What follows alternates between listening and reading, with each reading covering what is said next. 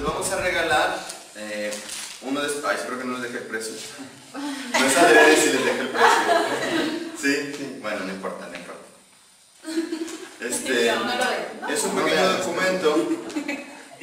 Lo voy a ver atrás. Es un documento del Consejo Pontificio para la Familia. Saben que en Roma hay consejos, es decir, el Papa se ayuda de obispos, sacerdotes, laicos, que juntos forman un consejo y que lo asesoran, es decir, trabajan para él, lo asesoran con respecto a algunos temas.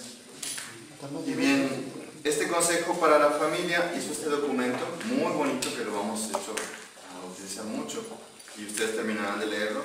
Se llama Sexualidad Humana, Verdad y Significado. La introducción, el capítulo 1 y el capítulo 2 es lo que más les aconsejo de leer completito. Después, miren, si quieren vayan al índice. Vienen otras pautas sobre la importancia de la educación de la sexualidad en la familia, los itinerarios formativos, los pasos en el conocimiento de su propia sexualidad y las orientaciones prácticas para los padres y educadores sobre cómo educar a la sexualidad. Entonces, como ven, está dedicado a los papás, sobre todo este documento, pero nosotros como chavos podemos sacar muchísimo provecho de él, vamos a ver. Y tal vez están llamados a ser padres, ¿verdad? Padres y madres, pues les va a servir muchísimo. Bueno, este es un primer regalito. Ahorita les voy a poner en el tiempo que tendremos de meditación a que lean algunos textos de eso.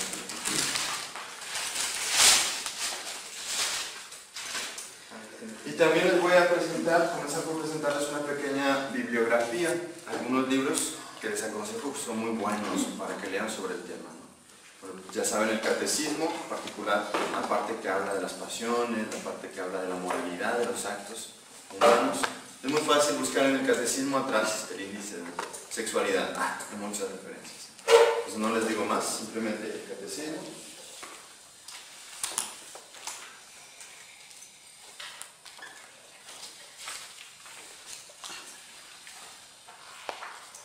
Créanlo, no basta venir a un retiro sobre sexualidad para vivir plenamente la sexualidad. Como es algo tan complicado, tan difícil y tan atacado en el mundo de hoy, que si no hacen ustedes una investigación personal, un trabajo personal, las ideas se van a ir como las hojas, ¿verdad? Se las lleva el viento.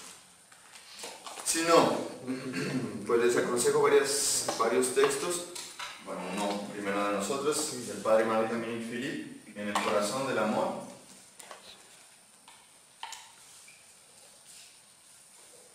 Del padre Philippe. Habla sobre el amor y el matrimonio, el noviazgo, la sexualidad en la juventud, etc. Está muy padre. Son preguntas y respuestas, está muy ameno. No sé cuánto cuesta. Hasta carga. Bueno, pero se juntan. O lo compran entre dos y luego se lo pasan. Sino uno que a mí me parece excelente. Yo lo tengo en formato PDF, de hecho lo vamos a subir, si lo quieren descargar. Yo no lo he podido conseguir en el cine impreso, esto es fotocopia, ¿verdad? Es de un sacerdote también, se llama Miguel Ángel Fuentes, se llama La Castidad. ¿Posible? Miguel Ángel Fuentes. Está excelente ese libro, está muy ameno, muy claro, etc. También pues es un clásico sobre este tema, La teología del cuerpo,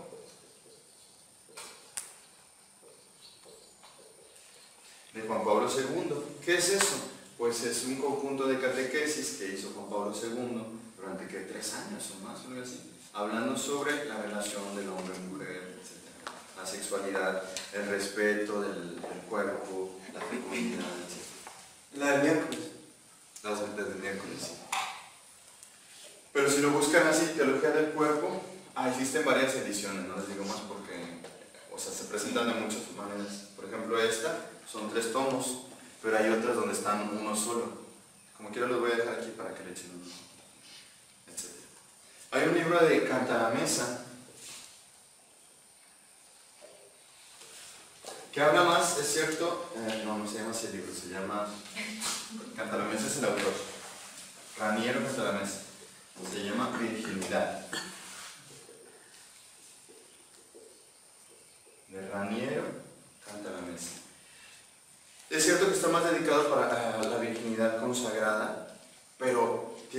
conceptos muy bonitos para cualquier chavo. Habla sobre la sexualidad, el sentido de la sexualidad, el desorden que el mundo nos propone, etc. Virginidad. Y luego también el hermano José, que editó una revista. Pero no hay así ya impreso. No, agotado. Creo que también lo pueden bajar del blog. Sí, de la página. En la página. Nos pasó el link, de hecho. Ah, bueno, pues está esta libretita, está el folletito, ¿no? Mirada de águila, sobre sexualidad y pasiones humanas. De hecho, algún artículo que viene aquí adentro es del matrimonio que vamos a ver en la tarde. ¿Mirada de qué, perdón? De águila. Así se llama la revista y este número habló sobre eso. Sexualidad, pasiones y pasiones humanas. Bueno, existen muchísimos más, ¿verdad? Pero eso es nada más algunas... Y eso está en la página de... ¿Cuál página? La de los hermanos. En la página de nosotros. Ah, del blog hay un link para ir a la página de los hermanos. Sí. De JJ. Pues se meten a la página y buscan ahí. ¿Cómo es? Mirada de águila. www.sanjuan.org.mx. En la invitación del evento también la puso, ¿no, hermano? La subiste. El link. Sí.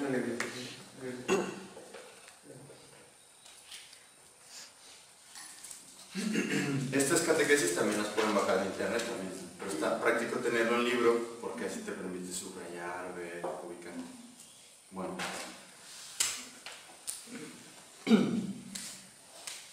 También yo creo que a lo mejor y podemos vivir algún momento fuerte durante el retiro, especialmente cuando estaremos ante el Señor o cuando hagamos esa promesa de castidad, y a lo mejor alguno de nosotros pues, está conmovido, no sé. Yo creo que es importante también que respetemos mucho lo que hayamos vivido o lo que no hayamos vivido y que no evitemos juzgarnos, es decir que mira, esa chava está llorando un chorro, ¿qué habrá hecho? O mira, ese chavo hace preguntas muy raras, ¿por qué será? No, yo creo que hay que evitar eso. Estamos aquí sencillamente cada quien para tener ese encuentro con el Señor y que el Señor nos sane, nos purifique, pero también nos fortalezca.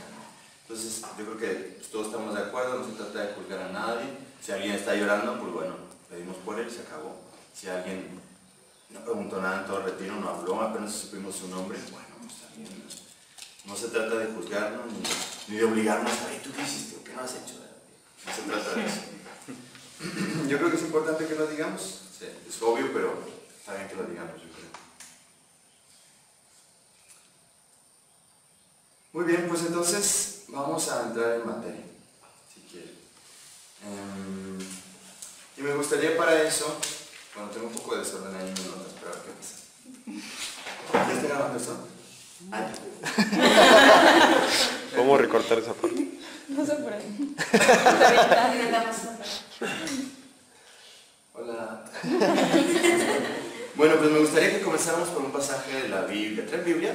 Sí. Si no, allá ahí en el fondo.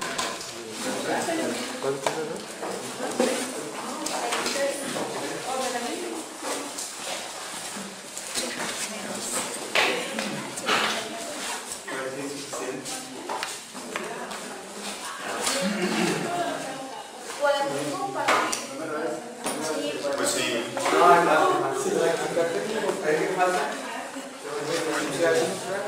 Hay algunas que están incompletas, ojalá que vengan. ¿Cómo? ¿A alguien le gustó un pasaje? Sí, no Estaban más baratas. Son las catalanas.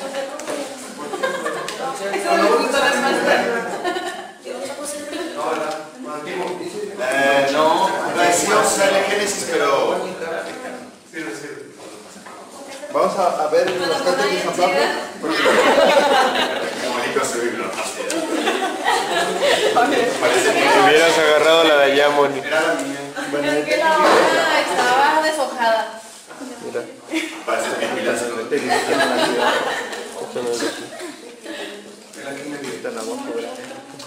Bien, pues me gustaría que comenzáramos por Mateo 19. ¿Saben? Es un pasaje donde Jesús habla del matrimonio, porque lo enterró. Mateo 19.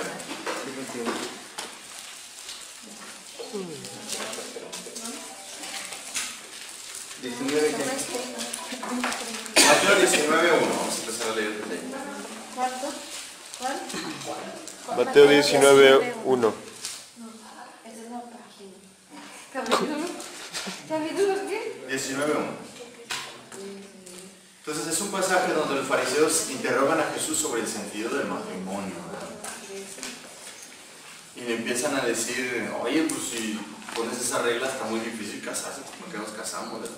Bueno, vamos a comenzar por ahí. Y sucedió que cuando acabó Jesús estos discursos, partió de Galilea y fue a la región de Judea, al otro lado del Jordán. Lo siguió mucha gente y los curó allí. Y se le acercaron unos fariseos que para ponerle a prueba, tenían mala intención, le dijeron, ¿puede uno repudiar a su mujer por un motivo cualquiera? Él respondió, ¿no habéis leído que el Creador desde el comienzo los hizo varón y hembra? Y que dijo, por eso dejará el hombre a su padre y a su madre, y se unirá a su mujer, y los dos se harán una sola carne. De manera que ya no son dos, sino una sola carne. Pues bien, lo que Dios unió, no lo separe el hombre. Dícele pues, ¿por qué Moisés prescribió dar acta de divorcio y repudiarla? Díceles, Moisés, teniendo en cuenta la dureza de vuestro corazón, os permitió repudiar a vuestras mujeres. Pero al principio no fue así. Ahora bien, os digo que quien repudie a su mujer, no por fornicación, y se case con otra, comete adulterio. ¿Seguimos un poquito más? Dícele a sus discípulos, si tal es la condición del hombre respecto a su mujer, no trae cuenta casarse. Pero él les dijo, no todos entienden este lenguaje, sino aquellos a quienes se les ha concedido, porque hay eunucos, ¿eunucos se entiende? Los eunucos son los que no ejercían su sexualidad precisamente. Su sexualidad quiere decir la genitalidad, pues. Hay eunucos que nacieron así del seno materno. Hay eunucos que hicieron tales a sí mismos por el reino de Dios. Me brinqué, dice. Hay eunucos que nacieron así del seno materno, y hay eunucos hechos por los hombres, y hay eunucos que se hicieron tales a sí mismos por el reino de los cielos. ¿Quién puede entender que entiende? Pues, ¿qué vemos en ese pasaje? Una palabra clave.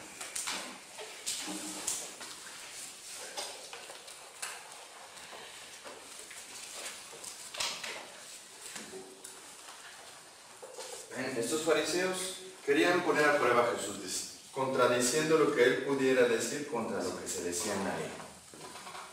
Moisés nos permitió repudiar a nuestras mujeres. O sea, si nos caía mal una señora, pues le pongo ahí una firma y vamos, que se vaya con sus papás. Repudiaban a sus mujeres. Entonces, pues imagínense la situación de la mujer, muy difícil. Porque si hacía algo que desagradaba al marido, podía ser repudiada y o deshonra. Entonces Jesús les dice, eso Moisés lo permitió porque su corazón estaba endurecido. La dureza del corazón. Pero en realidad, en el comienzo, Dios no pensó las cosas. Dios las pensó de otra manera. No las pensó para repudiar.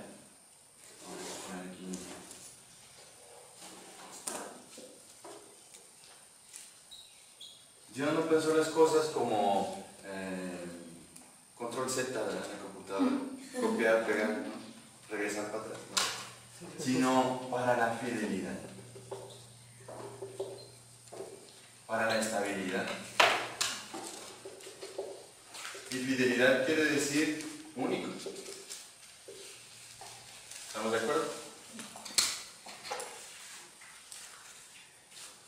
Entonces Jesús también subraya algo importante, esa dureza del corazón. Y sí es cierto. Vamos a hablar en este retiro sobre la sexualidad. Y quien dice sexualidad, dice algo complejo, pero sobre todo dice diferencia. Lo que nos diferencia entre hombres y mujeres es la sexualidad. Tenemos la misma dignidad, pero no tenemos la misma sexualidad. Somos diferentes. Pero somos hijos de Dios los dos, con los mismos derechos y la misma dignidad. Eso es cierto. Pero no podemos decir que somos iguales. Somos diferentes. Y cuando decimos eso, no decimos que somos superiores unos o los otros, sino que somos diferentes.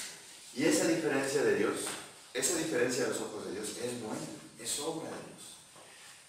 Pero fíjense, dice Jesús, esa dureza del corazón. Y es cierto, sexualidad hoy en día no solamente es complicado por lo que ella es.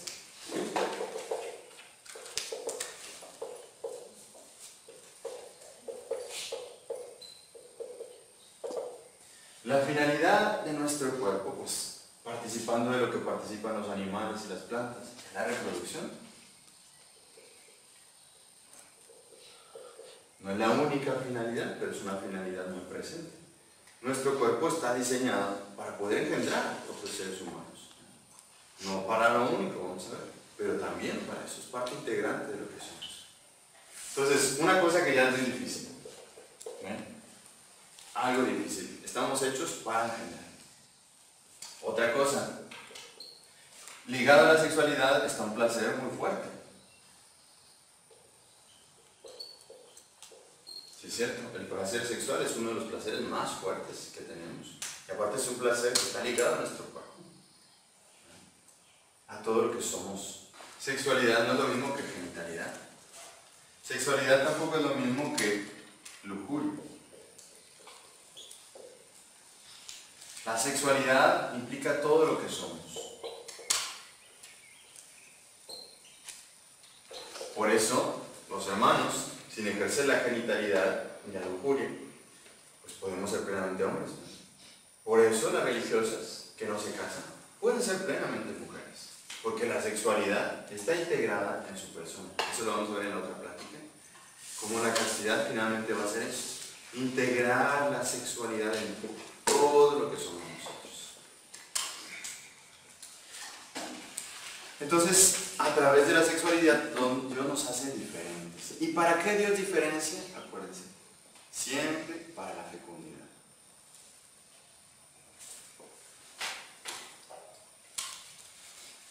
La palabra que se utiliza para denombrar aquí el hombre, al hombre, ish, no sabría escribirlo en hebreo, ¿verdad? Pero se pronuncia así. Ish. Y mujeres.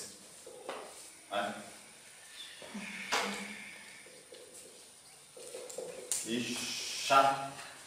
Lo mismo, pero con una, como decir, hombra.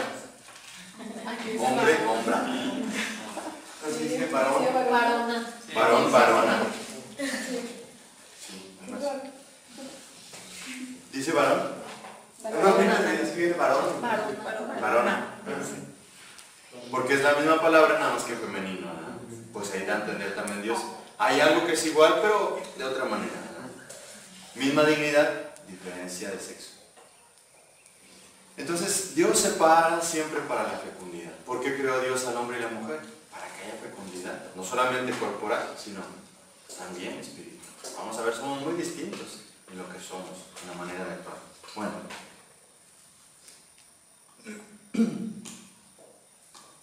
Entonces, esa palabra que se utiliza para denombrar hombre, se puede también utilizar como hacer memoria. También se puede traducir así. Hacer memoria. Ish significa también hacer memoria. Recordar. Como traer al presente. La palabra que se utiliza para decir mujer, isha, puede también traducirse por hueco, cóncavo, curiosamente. Y ya desde esas palabras ya vemos que es muy distinto. El hombre es más hacer memoria, la mujer es más concavidad. Muy interesante, ¿verdad? Bueno, a lo mejor les aburre, pero me parece súper interesante. ¿Cómo que la mujer es concavidad? O sea, la palabra. Sí. La palabra también se puede utilizar para decir algo cóncavo. ¿Pero qué hace la mujer cóncavo? Es decir, estamos tratando de ver Como que son similares las diferencias. las diferencias precisamente. Con respecto al hombre, la mujer, es que es curioso que esa misma palabra se utiliza para decir eso, ¿verdad? Una concavidad. Es la misma palabra. Mientras que la misma palabra que se utiliza para decir hombre es hacer memoria, algo que es como que presencia, una fuerza, pues, hacer memoria. Tiene muy dos distinto, significados ¿eh? la misma palabra. Esos significados tienen la misma palabra. El hombre estará, vamos a ver, está más del lado de eso, de hacer presencia, la fuerza, de hacer el querer. La mujer está más del lado recepción, etc. Y les digo, lo sacamos del mismo texto, ¿verdad? Y les digo, tenemos la misma dignidad, para que no nos sintamos ofendidos unos a otros. Simplemente somos distintos y queremos ver la distinción. Bueno, avanza un poquito. Entonces, el hombre va a estar como que más ligado a esa exterioridad. La mujer, pues precisamente por esa, entre comillas, esa palabra que se utiliza para concavidad, estará más ligada hacia la interioridad. ¿Sí? Y de hecho, las iglesias, la prueba que retiro, está lleno más de mujeres. La mujer es como que un ser más espiritual. Y yo creo que no es en vano que la mujer salió de la carne del hombre. La mujer es un ser más sensible. Lo que está al origen del hombre, que es la tierra. Lo que está pegado al suelo, el trabajo, el hacer, el querer hacer. Y fíjense, muchos hombres buscamos la plenitud en el hacer. Tuve tal éxito, soy bien macho. Encuentro mi realización en el hacer, en el querer hacer, en el trabajo. Mientras que la mujer, ¿dónde encuentra su realización? Más, muchas veces, no del 10 por lo general, muchas veces más en lo interior. Entonces el hombre va ligado al exterior, a la conquista, porque viene de la tierra. Él está hecho de la tierra y vuelve a la tierra. El trabajo, el poder, el dominio. Acuérdense que el hombre fue el que le dio el nombre a todos los animales. El hombre, cuando tiene esa capacidad de nombrar, se siente realizado. Hay algo que le viene, que es por su sexualidad, pues. Implica no solamente su genitalidad, sino todo lo que él es, su complejidad. Por lo tanto, también el hombre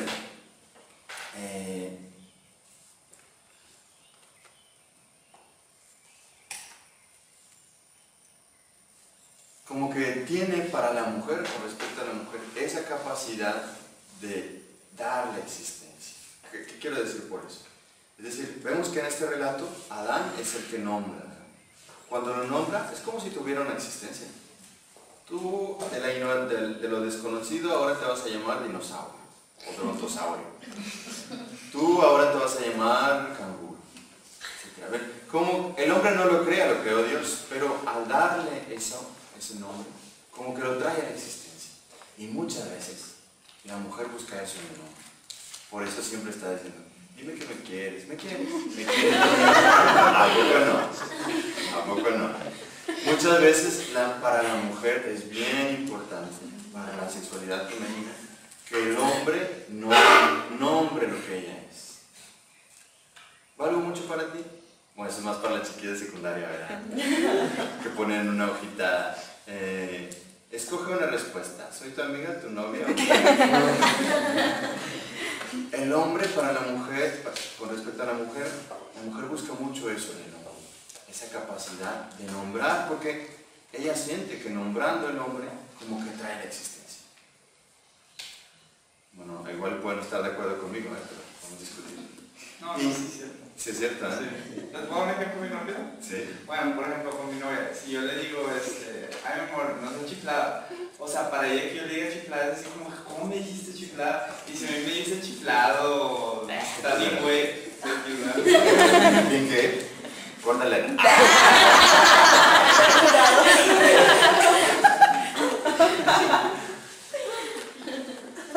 Y ahí vemos que precisamente sexualidad no solo es genitalidad, sino una manera de ser. Somos hombres, somos mujeres. Y ahí es parte de su sensibilidad, ¿verdad?, de la mujer. Vamos a seguir un poquito. Entonces dice, el hombre también, por esos relatos del Génesis, vemos como que tiene una autoridad que Dios le ha confiado.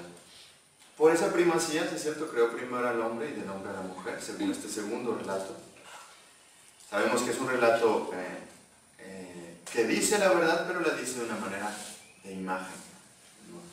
Probablemente no pasa tal cual, ¿verdad? Pero nos dice esa verdad. Y a través de esa verdad revelada nos da a entender muchas cosas. Y vamos a seguir desglosando. Entonces el hombre, sí es cierto, está como revestido de una cierta autoridad por ser la primera criatura, pero también por esa capacidad de nombrar, ¿verdad?, que le dio Dios. De hecho, nombrar viene de la inteligencia. Y el hombre, fíjense, muchas veces se refugia en el razonamiento. Si tiene coherencia, o por eso siempre decimos, ay, ¿qué no entiende la mujer? Imposible de entender la lógica, imposible. Porque son tan complicadas para el hombre. Es un misterio, ¿verdad? El hombre se refugia mucho en el razonamiento. Y lo vemos en esa capacidad que tiene, que le dio Dios, de nombrar. Nombrar es obra propia de la inteligencia, de la razón. Pero esa autoridad, ¿en qué consiste? Y para el hombre es bien difícil comprenderlo. Esa autoridad que tiene el hombre, la caricatura, ¿cuál va a ser? El macho. Aquí que manda soy yo. Y lo vemos hasta en los padres de la iglesia es igual. Usted no sabe nada, señor. Aquí es el padre que decide. Pues bueno. Sí. Entonces, el peligro de esa autoridad precisamente es la de aplastar. Convertir la autoridad en poder. El hombre tiene ese peligro, por esa autoridad con que Dios lo ha revestido, de aplastar. Es decir, de quitar el ser. Tiene la capacidad de llamar, pero también de aplastar.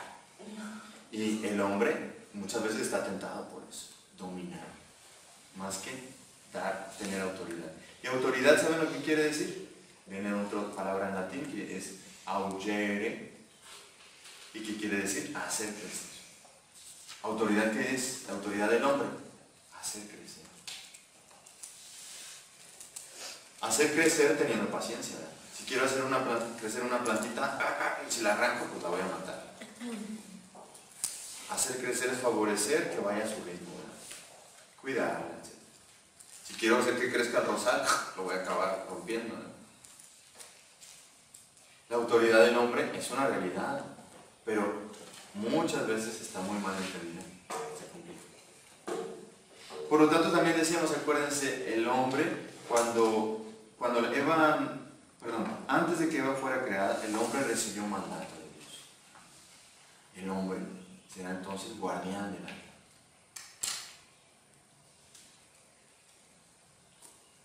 Y si es cierto, la ley está muchas veces asociada a la sexualidad humana, masculina. En una familia, por ejemplo, el que da las reglas muchas veces es el papá, porque está más ligado a su sexualidad, a su estructura. El papá da reglas, da pautas. Hasta las 11 te dije. ¿Y qué hace la mamá cuando no puede con el niño? Dile a tu papá. El hombre fija límites. Es parte de lo que él es en su paternidad. Mientras que la mamá no haya consuelo. Porque ella lleva en el seno. ¿Ven? Es esa parte de concavidad de la que hablaba. Somos muy distintos, finalmente.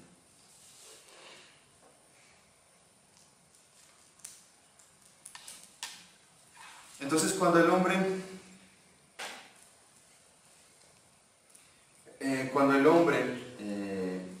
intenta refugiarse o encontrar su plenitud en el hacer, porque le decíamos, el hombre viene del barro, ¿verdad? Ese contacto con la realidad del trabajo. No es por nada que de hecho la penitencia que Dios le dio después de la caída es la de trabajar, santificarse trabajando. Entonces, que a la mujer, el castigo que Dios le dio, ¿cuál es? A través de esa fecundidad, de ese darse al otro, a través de esa maternidad, los dolores de parto. Entonces el hombre muchas veces intenta refugiarse en eso, en el hacer, y necesitará de la mujer para recordarlo que no es la única, que su finalidad, su vocación está en otra cosa, en la alteridad, en el amor.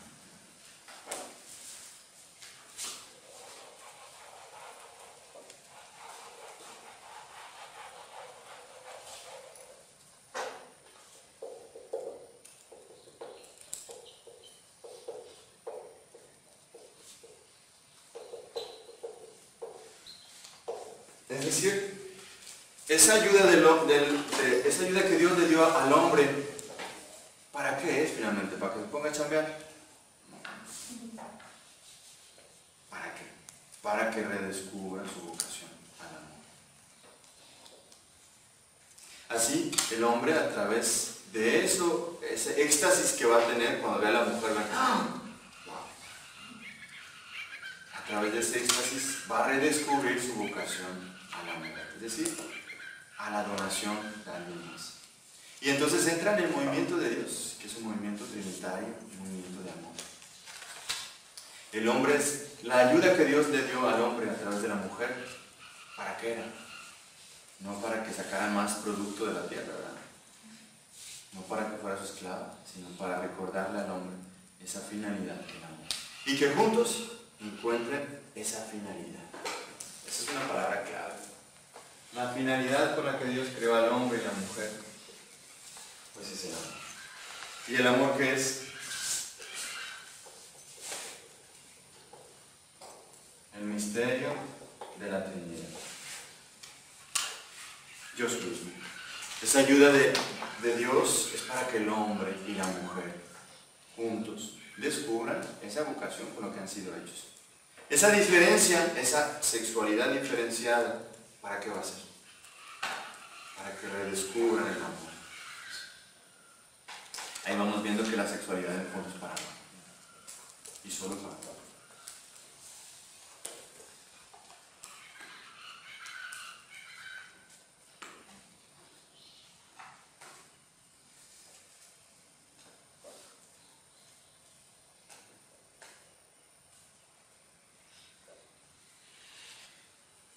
Entonces, vemos que la mujer, decíamos, la creación de la mujer es como un ser más espiritual, y sí es cierto. De hecho, la tildita esa que se le agrega en hebreo para hablar de Isha, a diferencia de la palabra, es solamente una comita que se pone arriba. Y eso se le llama pluma, es un espíritu. De hecho, es muy curioso, ¿verdad? Que ya en el texto mismo se dice, la mujer, por esa comita que tiene más, es como un ser más espiritual. Un ser más religioso. Pero curiosamente, el sacerdocio no se va a dar a las mujeres, sino a los hombres, en la Iglesia Católica. Podemos interrogarnos por qué. Y bien, yo creo que hay muchas de esas cosas que hemos dicho. Esa primacía del hombre es el hombre que recibe la ley, que se lo recuerda a la mujer, etc. Sin embargo, cuando Dios crea a la mujer, ¿qué es lo que Dios arranca del hombre? Un grito. Y sí es cierto. Yo creo que es más importante para un hombre, también por lo que decíamos, la exterioridad y todo eso. El hombre es más exterior que la mujer, más razonante que la mujer. Para un hombre es más importante que la mujer esté guapa que para la mujer que el hombre esté guapo, por lo general. Como el hombre es más exterior, y lo vemos de hecho en ese grito de Adán, ¿verdad? Vio los dinosaurios y dijo, bueno, eso no me interesa. Vio a Eva y dijo, wow, sí, ¿verdad? Qué guapo. Para el hombre es muy importante que la mujer esté bien, que esté guapa. No es lo único, pero sí es cierto que para el hombre, por ser tan exterior, por ser su sexualidad así como es importante la apariencia. Y muchas veces la tentación de la mujer va a ser eso, quedarse solo en la exterioridad, seducir al hombre por la exterioridad. Y nosotros caemos redonditos, porque es parte de lo que somos, de esa diferencia.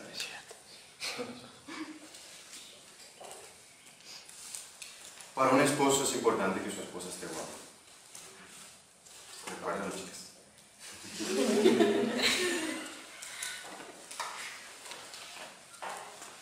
Entonces ven, el hombre estuvo hecho de barro, la mujer está hecha de carne. Entonces es un ser más frágil, más sensible. Percibe todo, la mujer.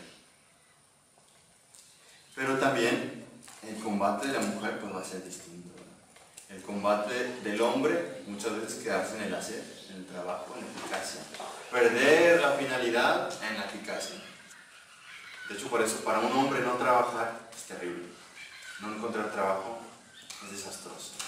No encontrar realización en lo que él hace lo desequilibra profundamente. Pero una mujer no tanto. Bueno, hay de todo, ¿verdad? Pero por lo general no es igual. Un hombre que no tiene trabajo, que lleva años sin trabajar, lo deshace. Una mujer que lleva un tiempo sin trabajar, todavía puede superarlo mejor. Entonces, la tentación de la mujer va a ser más del lado de la carne, es decir, más del lado de la seducción. Vamos a ver, hay dos tentaciones, de hecho, para cada uno de ellos. La mujer, al tener ese su origen y todo eso,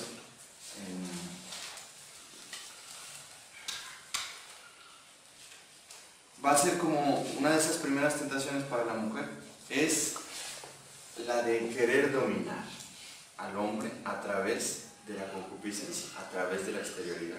Y sí es cierto, muchas niñas desde muy chiquitas a mí me sorprenden, son bien seductoras con los papás, ¿no? Son bien, fíjense, las niñas desde chiquitas muchas veces seducen. El hombre domina, la mujer seduce, porque es parte de su ser, pues, de su sexualidad. Mientras que la otra tentación para la mujer va a ser la concupiscencia, el querer poseer. Para la mujer es bien importante estar segura de que tiene a su marido. Poseer, la tentación es de, aquí te me quedas, ¿verdad? Y para eso va a seducir también.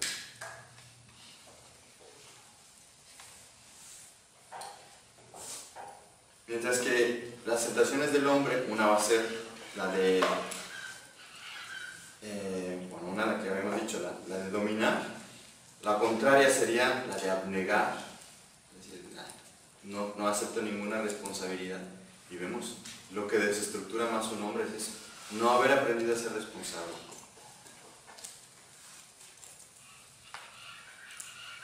Pero vemos que otra cosa también, otra tentación del hombre, es la de no comunicar, quedarse solo. Esa soledad primitiva, ¿verdad?, con la que Adán fue creado y que Dios dijo, no es bueno que esté solo. El hombre regresa a esa soledad, no comunica. Su esposa le dice, ay, dime algo, ¿verdad? Dime algo. Y el hombre, no diga nada. Tenemos un problema, como un oso en su cueva, ¿verdad? Y déjenme solo. Por eso sí es cierto, no hay que insistir demasiado a ciertos momentos cuando un hombre busca la soledad, porque para él es importante. Entonces ese silencio puede ser también una tentación del hombre, no comunicar con la mujer. Me encierro como un oso en mis problemas, cierro la puerta y se acabó. Va a venir el pecado original, y ¿qué es lo que va a traer? Pues va a traer desorden entre ellos.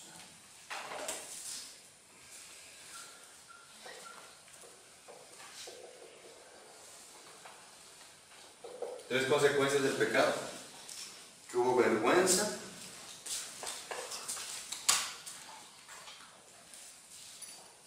que hubo miedo uno del otro,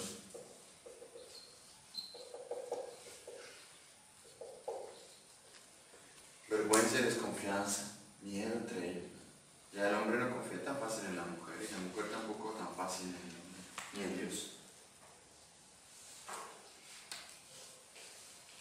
No entiendo lo que escribí. Así. Y acusar. El hombre acusa. Va a acusar hasta a Dios finalmente por el desorden del pecado. Es que tú, ¿por qué no me ayudas? Entonces, bueno, eso fue como que nomás para, si era parte de lo que quería transmitirles, esa diferencia que somos, pero sobre todo con esta finalidad. El hombre, para Dios, su creación diferenciada de hombre y mujer es buena. Y eso es una de las primeras cosas que tenemos que recalcar. Adelante, sí. Para Dios, la sexualidad, no digo genitalidad, hablo de sexualidad, es algo bueno. En la sexualidad también incluimos la genitalidad. Es algo bueno la sexualidad. Y muchas veces, ese es el gran problema, nos da vergüenza hablar de las cosas. O tenemos ideas falsas. Pensamos que la sexualidad es algo malo, es algo prohibido, no se debe tocar.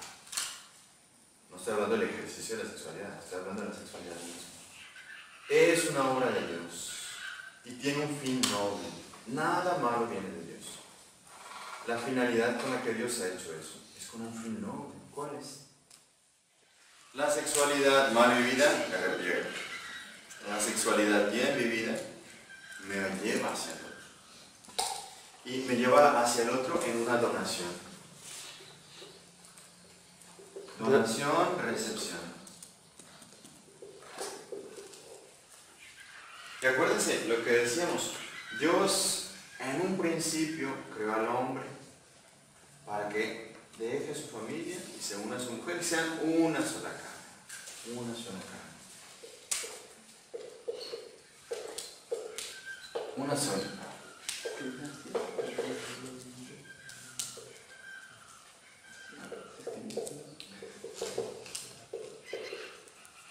Para Dios, la sexualidad está incluida en la fidelidad, no en el desorden.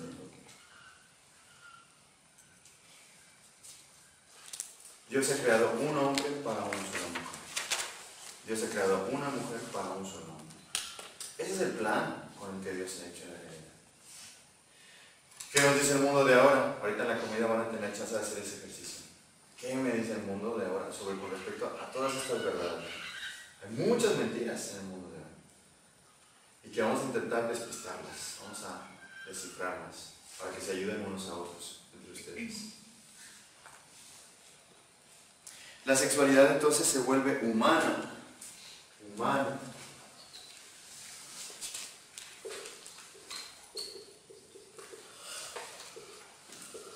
Cuando está revestida de esto. Cuando participa de esa realidad espiritual, de esa finalidad con la que Dios ha creado. Por lo tanto, se dan cuenta, la sexualidad es algo maravilloso, hermosísimo. Es un don de Dios, don de Dios. Vamos a ponerlo más grande. Don. No don tal, sino es una donación de Dios. Es una donación de Dios. Es algo que Dios me ha dado para ser feliz. No para ser esclavo, no para alejarme de Dios, sino para que me acerque, para que descubra algo esencial de Dios, algo esencial de la Trinidad, que es el amor. Por lo tanto, la sexualidad solo vivida en el amor, en la fidelidad, en la unicidad. ¿Cómo se llama todo eso? Matrimonio.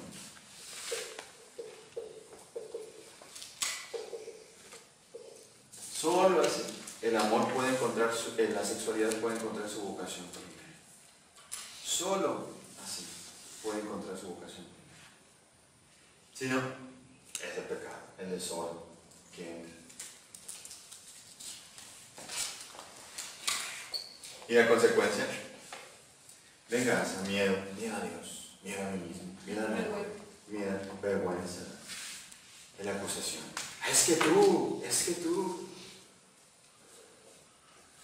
Pues vamos a hacer un chorro de cosas, pero igual paro. Vamos a hacer preguntas y después intentaremos en la otra plática. Vamos a tomar un tiempo de reflexión ahorita. En la otra plática intentaremos hablar más específicamente de la castidad como la virtud que viene a ayudarnos a amar. Y les iba a leer algunos textos de ese documento, pero se los voy a dejar de tarea ahorita. Que lean algunos puntitos. Pero si quieren los hermanos, pásenle conmigo para que nos hagan preguntas si tienen preguntas y que podamos responder. Entonces esto es la entrada, este es el plato fuerte de entrada, lo que nos dice la revelación, lo que nos dice la palabra de Dios.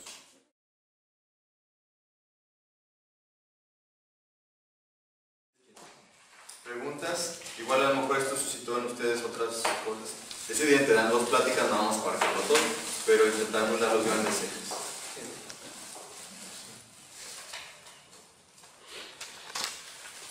Una pregunta. ¿Qué significa una sola carne? ¿Qué significa una sola carne? O sea, que... Metafísicamente, En todos los teológicamente. aspectos. No, teológicamente. Sencillamente. Humanamente. Mortalmente.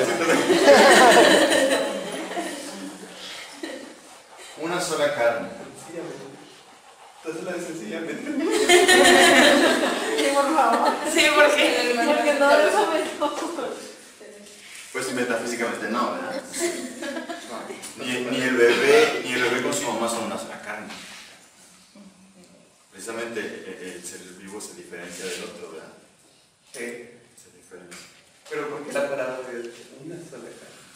Acuérdense que lo que yo diría, no sé qué ustedes quieran responder, pero lo que yo diría, acuérdense la problemática en la que estaba Jesús frente a los fariseos, que les parecía absurdo, ¿verdad? Y bueno, y si no podemos repudiar a la mujer, pues ¿para qué nos casamos? Eso les recuerda, bueno, sí es cierto, no todos entienden esto. Y Jesús le retoma, le recuerda ese propósito y dice, una sola carne. Se unirá a su mujer para hacer una sola carne. Y es que es cierto, yo creo que hay algo tan profundo que llega tanto a la persona, la unión sexual. Por eso la degeneración en lujuria de la unión sexual va a volverse algo tan drástico, ¿eh? Por eso, por ejemplo, una violación puede ser algo que marca profundamente a una persona. Porque hay algo que toca a la persona. Es decir, como que si la sexualidad fuera como esa puerta abierta entre lo cuerpo y el espíritu, ¿me explico? Y en la unión matrimonial, no digamos unión sexual, sino unión matrimonial, hay una verdadera comunión del cuerpo y el alma. En todo caso es lo que nos recuerda, ya nos preguntaremos a la pareja que van a venir, pero es lo que nos recuerda la iglesia. Como si la sexualidad estuviera dotada entre esa mediación, entre el cuerpo y el alma. A través de la sexualidad, el hombre y la mujer son fecundos no solamente físicamente, sino a través de una nueva personita. Lo que nace no es un cuerpo, es una nueva persona. Como si hubiera esa línea fina, delicada entre el cuerpo y el alma en la sexualidad. Por eso puede marcar tanto a una persona. Por eso una persona que no le da importancia a cómo vive su sexualidad, pues degenera mucho en lo que ella tiene de dignidad. ¿Me explico? Entonces yo creo que podríamos entenderlo más en ese sentido. Es algo importante, finalmente, para Dios, esa unión del hombre y de la mujer. No es cualquier cosa. No es como dos perritos que se unen, ¿verdad? O como dos pajaritos. Ellos no se forman una sola carne. El hombre y la mujer sí. Porque está asociada la sexualidad al espíritu del hombre. Bueno, yo diría eso. Sí. Bueno, el texto bíblico dice que serán como una sola carne. Serán una sola carne. No sé, pregunto. Una sola carne. Serán una sola carne. Una sola carne. Se hacen una sola carne. Se hacen. Y ahí se refiere pues, directamente al acto sexual. Por un lado. Yo creo que este sería el culmen, ¿verdad? La comunión. La realización. Por eso, por ejemplo, en el sacramento del matrimonio, si no hubo unión sexual, el matrimonio no se ha culminado. Se pueden separar si no hubo unión sexual. No sé si del padre Grande había oído que donde se realiza el padre eso de una sola carne, en ese texto de El corazón del amor, es en el Hijo realmente. O sea, donde son una sola carne es el Hijo, porque ahí son los dos que participaron y dieron esa unidad. Y él tiene algo de los dos. Como preguntaron. Así es. Donde se realiza finalmente, hasta donde va a estar. Porque entonces, y está padre esa teología porque es donde el acto sexual es en vista de el fin procreativo.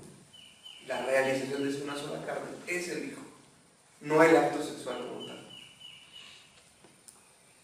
Sí, aunque podríamos, si es esa perspectiva únicamente, podríamos decir que los dos perritos también hicieron una sola carne, un perrito que nació. Pero no, porque ahí es a nivel nada más de su naturaleza. Exacto, por eso hay algo espiritual. No es la persona. Y en el caso de que una persona fuera estéril, ahí como sería. Por eso yo digo que Entonces sería una... No a los espirituales. hay algo de los dos, hay algo fronterizo, yo creo. Sí, pero en vista, el acto sexual es en vista de esa. unidad de carne que es el hijo. Aún si no se realiza por alguna cosa de problema de fecundidad. Y eso es importante también. Hay dos finalidades de la iglesia, recuerda, del acto conyugal, insisto, el acto conyugal o acto sexual. El lenguaje. Porque el acto sexual en realidad es un pecado. El acto conyugal no es un pecado. ¿Me explico? Tiene una finalidad unitiva, por lo tanto espiritual. Pues vamos a decir O sea, el acto conyugal es tener relaciones pero con tu esposo. Exacto.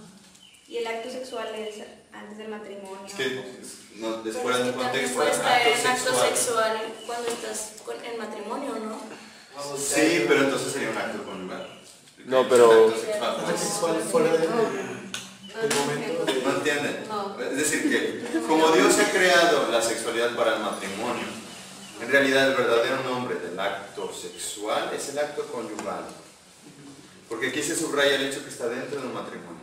Con tu cónyuge, Sí. más bien. Porque puedes tener un acto sexual con otra persona que no es tu cónyuge. Después de casar. Después, casado mismo, ¿no? Entonces, yo creo que Por es eso más digo yo, correcto. o sea, Pero yo es tenía- más correcto llamarlo un acto conyugal porque estás hablando propiamente en esa finalidad con lo que Dios lo creó, dentro del matrimonio, con el cónyuge.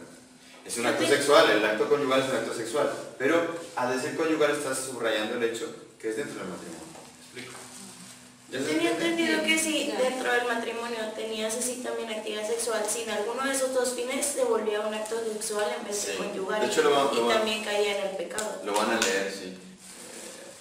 Sí, de hecho cuando confiesas, muchas veces confiesas esposos que se acusan de impureza, aun y cuando están casados, porque ellos lo sienten. Hay algo que hice, aun y cuando sea mi esposa o mi esposo, que no va. Sí, O sí, cuando sí. se usan anticonceptivos. Por lo tanto, nada más quería subrayar el hecho de que hay dos finalidades, una finalidad unitiva, espiritual del amor. La unión del matrimonio, hay una verdadera comunión de amor.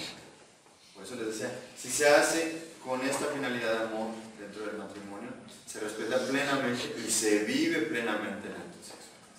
Si no se hace con esa unidad de amor, pues es que no se está viviendo de la sexualidad realmente. Está viviendo de algo que ya no llega a ese nivel. Pues. Y también la procreativa. Es también para poder dar fecundidad. Perdón. Pero no es una y luego la otra, o sea, sino que van Son las juntas. dos. Como tienen que ser los dos, ¿sí? Pero, por ejemplo, planificación familiar. O sea, Bueno. tenemos métodos de planificación Eso familiar. se lo podemos naturales, preguntar ahorita en la los tarde naturales. a la pareja. Ellos viven de ese método Billings. Sí, claro. Que la iglesia aprueba siempre y cuando no se utilice con una mentalidad anticonceptiva. Sí, no, a lo que voy más o menos que la pregunta de Ana, que decía que los dos, en vez de primero, tal vez puede ser puramente unitiva, con una visión de planeación, de planeación, Es primordial en cada acto conyugal, es primordial esa actitud unitiva, ese amor que está abierto a la procreación. Que los dos se van juntos, no pueden tener la intención de amarse, pero con una abertura a la procreación. Y es eso que, por ejemplo, en la iglesia se comprende el uso del método Billings en ese sentido, ¿verdad? Que hay una apertura. No es una mentalidad anticonceptiva de que estemos seguros que no. Okay. No hay una apertura en la vida. O sea, como que hay una posibilidad. Pero por ejemplo, si un matrimonio ya grande, que a lo mejor la mujer ya no puede no se puede embarazar, digo, ya no va a haber apertura, pues ya no se puede embarazar por su edad, ¿verdad? Y bien, pues entonces la consecuencia está ahí, ¿no? O sea, sería nada más unitiva y no caerían en pecado. No, es decir, que esa unión unitiva pues ya no se podrá vivir por la sexualidad, sino a través de otra manera. O sea, entonces un matrimonio grande que por su edad ya no puede procrear, ya no debería tener... Ah, no, ¿eso es lo que estás diciendo tú? Sí. Yo entendí al revés. Sí. No, pues claro, sería unitiva. Pero ya por la edad misma, puede ser el caso de una Pero ya, enfermedad. eso ya es un proceso biológico, ya no entra tanto como en el Voluntario. pecado porque no es de que ellos estén cerrando, sino biológicamente ya no pueden. Igual en el caso de una mujer que por alguna infección queda esterilizada y ya no puede procrear por una enfermedad, pues ahí no hay problema, no hay pecado. Esa esterilización de la mujer que fue por una enfermedad o por un tratamiento de cáncer, el hombre, yo qué sé, se esteriliza el hombre, pues ahí no hay ningún pecado, fue consecuencia de una enfermedad.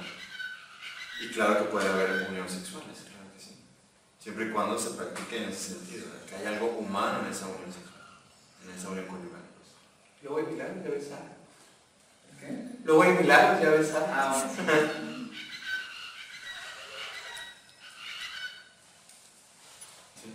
Bueno, voy a atreverme a afirmar algo, ¿no? O sea, desde el aspecto del religioso, ¿no?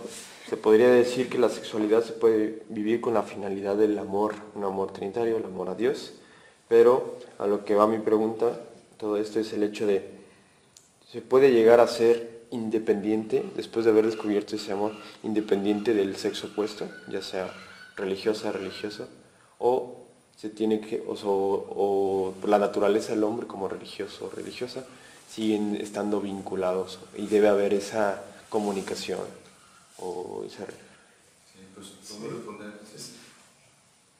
Yo puedo decir que sigo siendo un hombre. O sea, yo estoy atraído por la belleza de una mujer y me acuerdo mucho algo que recibí de un hermano ya de mayor edad que está en África, Luis Marie.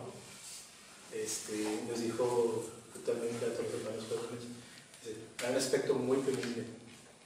No penible, muy dificultoso. Muy dificultoso, exactamente. En este aspecto de vivir la castidad sin acto conyugal, porque estamos hechos por la fecundidad. Pero eso quiere decir que no hay gracias por Dios que se dan a la gente que hace eso, porque nuestra elección es una elección divina, no es la norma que se hace, y se da una gracia que permite vivir.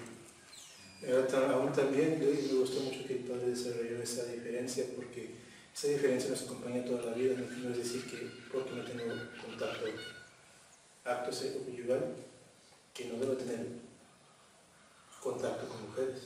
Aún eso me permite de hacerme más hombre.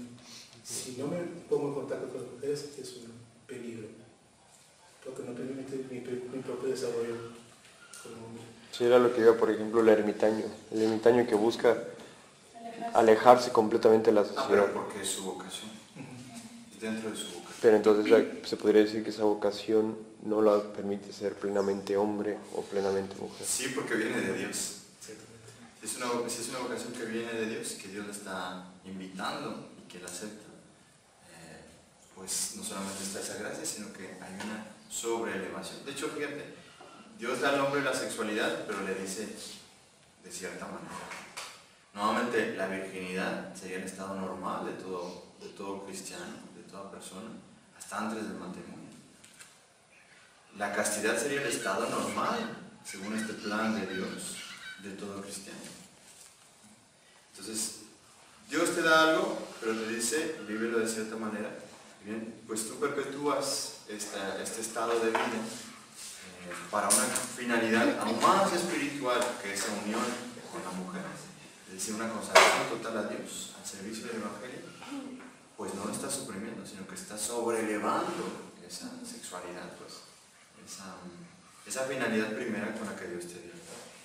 Por eso, de hecho, podemos decir, todos tenemos esa vocación a casarnos, porque todos somos sexuados, ¿verdad? Todos los hermanos tienen una sexualidad también. Sin embargo, vemos muy claramente que en el Evangelio Jesús a ciertos hombres que no eran eunucos por nacimiento ni que eran castrados por los hombres, que eran sanos, normales, es decir, que tenían el deseo de una familia, de una mujer, Dios les da esa llamada. Sí. Es decir, que les da una finalidad aún más sobrelevada para asumir esa que ya les había dado por ser humano. Todo ser humano quiere una familia, quiere al ser del otro sexo, pues, etcétera, se siente atraído por eso. Pero a veces Dios invita a algunos, tanto hombres como mujeres, a ir más lejos. Acuérdense también que en el Evangelio Jesús dice, en el cielo, los hombres y las mujeres ya no se casarán. En el cielo seremos como ángeles. ¿Qué es lo que hace el religioso? A través de esa gracia de la llamada, vive ya de eso.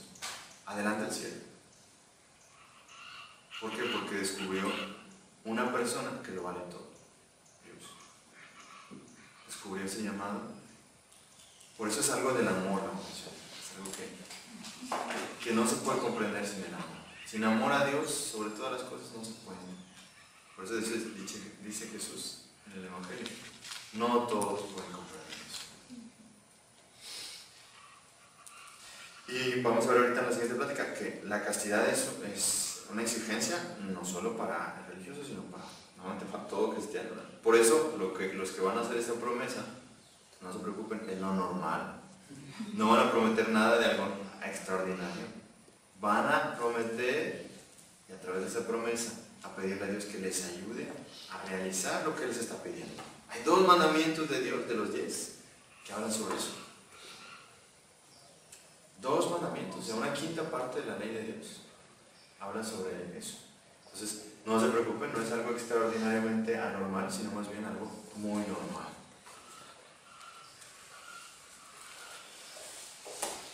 ¿Vamos? Yo tengo una última pregunta. Para usted. Porque hay 2 relatos de la creación. O sea, ¿por qué? ¿O cuál es la intención? Pues, si fuera nada más uno estaría más bien aburrido. No, pues uno científicamente la corriente yavista y la corriente sacerdotal y todo eso. Sí, porque nunca lo he entendido. No, en realidad pues hay una intención en uno, si lo lees, es más Dios que crea todas las cosas, al 6º día, al hombre y la mujer, y en el último descansa. Y en el otro pasa rápido la creación y se va y se enfoca en el hecho de haber creado al hombre y todo el relato de que le va a poner, ¿no? O sea, hay otra intención ahí, más directamente ligada al que es más imagen y semejanza, al que es su obra maestra. Y a la que es su obra maestra, que es la última en ser creada. A Benjamín, la mujer. No hay una cuestión de intención desde el punto de vista teológico.